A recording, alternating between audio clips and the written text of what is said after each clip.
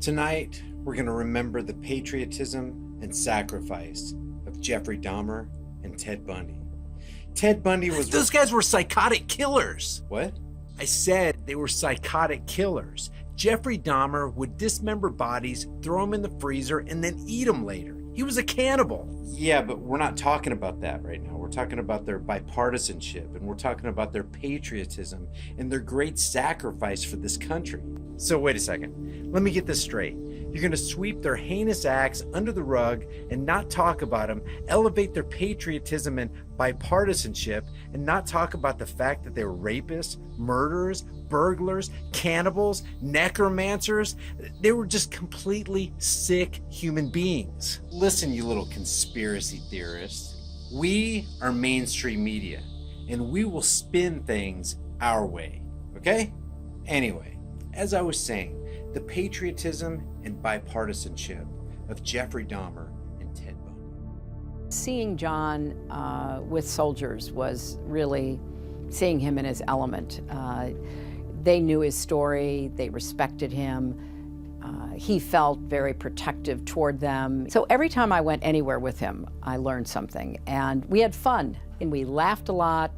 We had some drinking associated with our fun. Remember when the media used to talk to John McCain like this while he was still alive? Well, apart from the naked self-contradiction there, Senator, seriously? You don't complain about the media? That's why you attacked Katie Couric? That's why you trashed debate moderator Gwen Ifill a day after you defended her? Why you stood up Larry King after a CNN anchor had the nerve to ask your spokesman a tough question? And why, when the New York Times caught your campaign manager selling access to you to Fannie Mae and Freddie Mac, you claimed it was in the tank for Obama? Why you sent that street thug Steve Schmidt into this building and threatened these people here?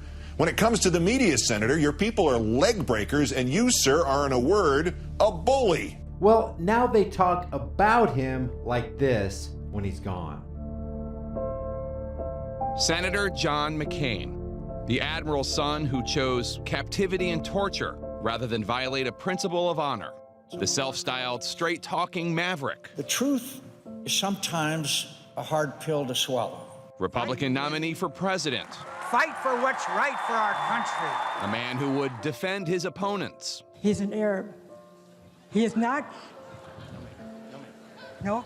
No, ma'am. No, ma'am. No, ma'am. He's a decent family man. And demonstrate grace in loss. Senator Obama has achieved a great thing. Join me in offering our next president our goodwill and earnest effort. Above all, a flawed but principled lifelong public servant. I've tried to deserve the privilege as best I can, and I've been repaid 1,000 times over with adventures, with good company, with the satisfaction of serving something more important than myself. And I am so grateful. John McCain's iconic American journey has reached its end. Hello, I'm Jake Tapper in Washington, where the state of our union is in mourning. The loss of a senator, father, maverick, American hero, John Sidney McCain III. His remarkable life coming to an end at 81 years old after being diagnosed with brain cancer last year. This is yet another piece of evidence that mainstream media is only interested in stringing you along as they lead you from one tent to another in their three-ring circus, hoping you won't remember what they showed you in the last tent.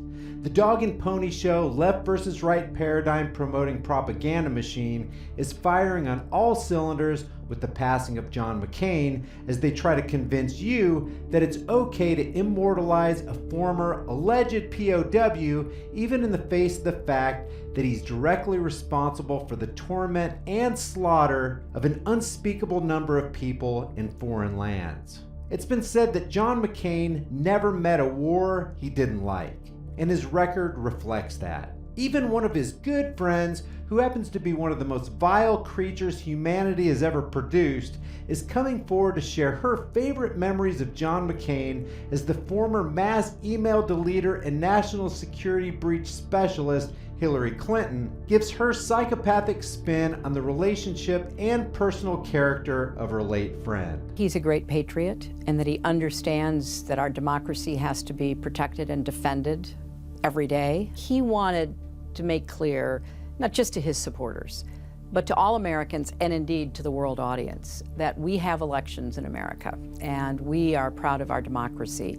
We have a winner and we have a loser, and if you're on the losing side, you speak up and do your part to try to keep our democracy going. I'm sure everybody believed everything you just said, Hillary. Heck, who knows? Maybe she and McCain took on heavy sniper fire on the tarmac of a Bosnian airport together a time or two. As you can imagine, with all the virtue signaling and hypocrisy pouring from fake news on a 24/7 basis, John McCain is at the top of the trends list on Twitter in the US as I produce this video, and clicking on his name brings up countless blue check-marked establishment loyalists from both sides of the imaginary partisan divide, sternly admonishing us to put aside our differences and show reverence for this brave and noble hero.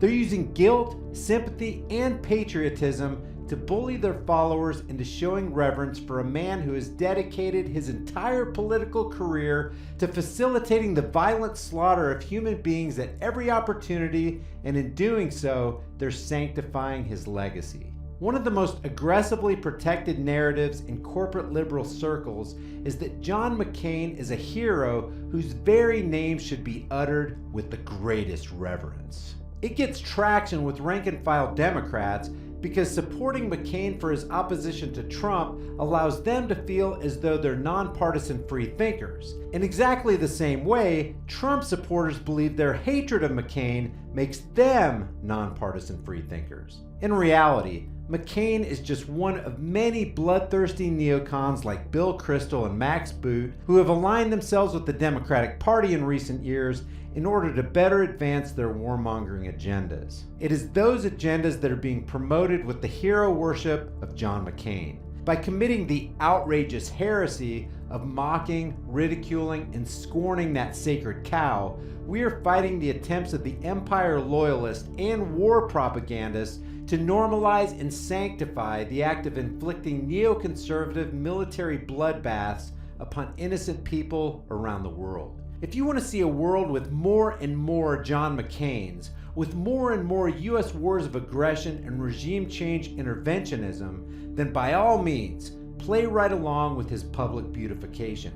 If you want to see a world where neoconservative war horrors are treated with the revulsion, disdain, and rejection they deserve, then now is your chance to help create that world.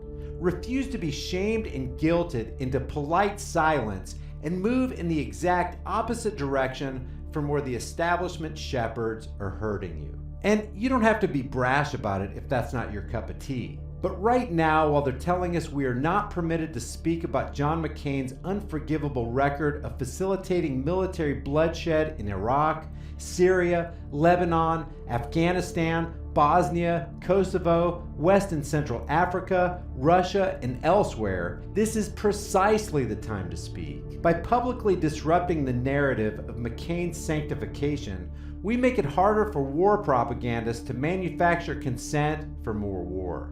It's really that simple. So just look at the emotional environment the empire lackeys are trying to create, and create the exact opposite, loudly and without apology. Fight the seriousness and solemnity with words of truth and integrity. Fight the reverence and hero worship with irreverence. The more people see this being done, the harder it'll be to shame and bully everyone into playing along with the normalization and celebration of a career that is drenched in the blood of children.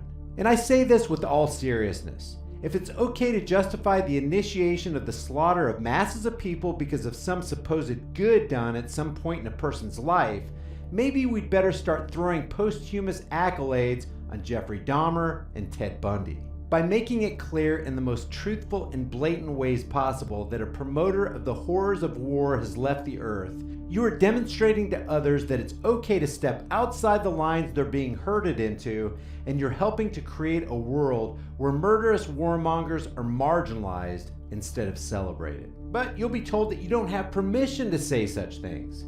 Listen, you don't need permission. You'll be told that you're being impolite to John McCain's family.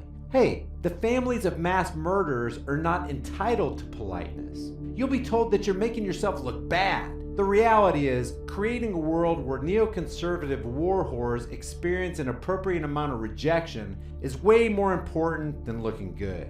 Kill their propaganda narratives with the cold hard facts, let the chips fall where they may, and help usher in a peaceful world where it's no longer considered okay to be a psychopathic neocon. Truth will always be viewed as treason in the empire of lies.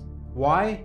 Because truth is the new hate speech. Besides, can the passing of a death cultist really incite a genuine sadness for the one who initiated continual mass murder? Guys, I don't know how much longer my channel will be around here on YouTube.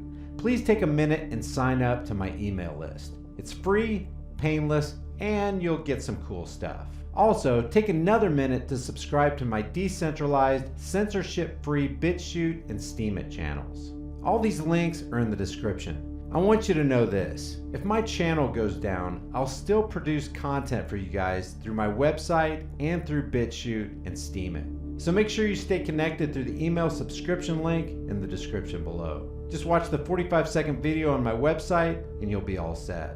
If you want to support my work on this channel, grab a shirt, snag a flashlight, or hit me up on Patreon and PayPal. I'll see you guys in the next video.